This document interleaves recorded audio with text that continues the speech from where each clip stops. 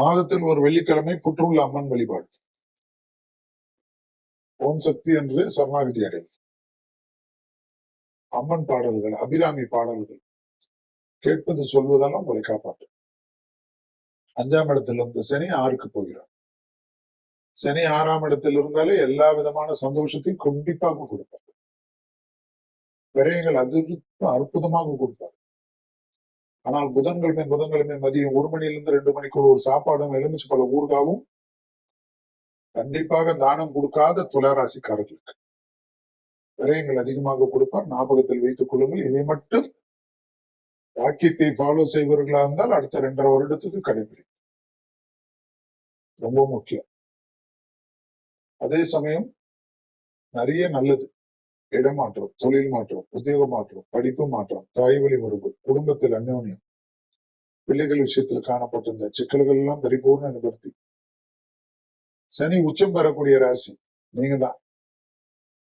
சனி நீச்சம் பெறக்கூடிய ராசி உங்க சமசப்தம ராசி மேஷம். ஆனா சனி உச்சம் பெறக்கூடிய ராசி உங்களுடைய ராசி. அதனால உடற்பயிற்சி மறந்துடாதீங்க. வேர்வை நல்லா வரணும். அப்பதான் இல்லைன்னா ஏதாவது யாராவது கூட இருக்கவங்க, புருஷன், பொண்டாட்டி, அப்பா, அம்மா, பிள்ளைங்க, வேலைக்காரங்க, சொந்தக்காரங்க ஏதாவது ஒண்ணு சொல்லிட்டா அப்படியே குளுக்கோஸ் போயிட்டு டவுன் ஆயிடும்.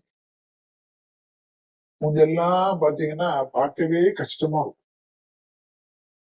இன்டெலிஜென்ஸே ஃபெயிலியர் ஆயிடும். ஊருக்கே அட்வைஸ் கொடுத்துட்டு போய் முடிஞ்சா உங்களுக்கு தெரியாத சப்ஜெக்டே இருக்காது. என்சைக்ளோபீடியா நீங்க. ஆனாலும் ஒரு சப்ப மேட்ரு, யாராவது ஒரு சப்ப விஷயம் சொல்லிட்டு அதுலயே நிப்பீங்க. அதுல இருந்து வெளில வாங்க. நிறைய ப்ரோபயோட்டிக் எடுத்துக்கணும். ப்ரோபயோட்டிக் ஃபுட் எல்லாம் என்னன்னு உங்க டாக்டர் கிட்ட கேளுங்க, இல்லைன்னா கூகுள்ல பார்த்து சர்ச் பண்ணுங்க. கட்டுல நிறைய ப்ராப்ளம் இருக்கக்கூடிய ராசி, பூச்சிகளுக்காக அடிக்கடிக்கு மருந்து எடுத்துக்கொள்ளக்கூடிய ராசி எல்லாம் துலாம். உங்களை ஆக்டிவா வச்சுக்கினீங்கன்னாவே பெருசா சப்போர்ட்டா இருக்கும். பெரிய ஆச்சரியமா இருக்கும்.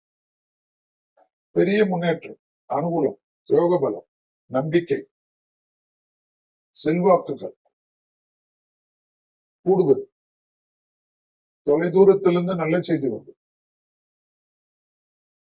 நீண்ட நாட்களாக இருந்த சங்கடங்கள் தீர்வது, வண்டி வாகனம், அஷ்டலட்சுமி கடாட்சம், வார்த்தைகளுக்கு மதிப்பு மரியாதை ஏற்படுவது, குடும்பத்தில் பணம் வருவது, சொன்ன வாக்கை அதிகமாக ஏற்படுத்தக்கூடிய அமைப்பு, கௌரவம், ரத்த பந்த உறவு, தாய் வழி உறவு, பூர்வீகத்தில் இருந்த சொத்துக்கள் பிரச்சனைகள் தீர்வது, பழைய கடன்கள் பைசல் ஆகுது, புது கடன் பற்றாலும் அது என்ன, நிலம் வாங்கணும், வீடு வாங்கணும், மண்ணு வாங்கணும், வீடு கட்டணும், வண்டி வாங்கணும், எல்லாம் வசதிகளை பெருக்கிறதுக்கு தானே. புது கடன் வராம எப்படி வரும்? திருடதான் செய்யும். இதெல்லாம் சந்தோஷம் தானே. கண்டிப்பா தொழில் மாற்றம் கிடைக்கும். வேற்று நாட்டுல போய் ரொம்ப சக்சஸ் ஆகக்கூடிய ராசியில யார் வருது? துலா ராசி வருவோம். ஆச்சரியமா இருக்கும். வழக்குகள் எல்லாம் வெற்றி ஏற்படும்.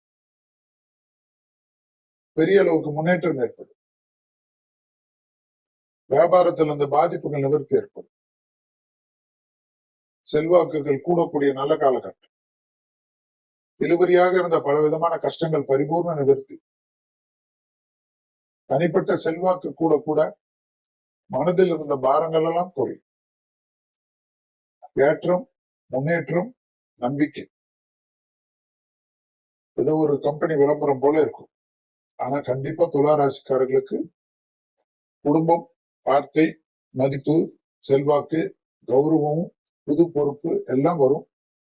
அரசியலில் அதிகமாக முன்னேற்றத்தை பெறக்கூடிய ராசிகளில்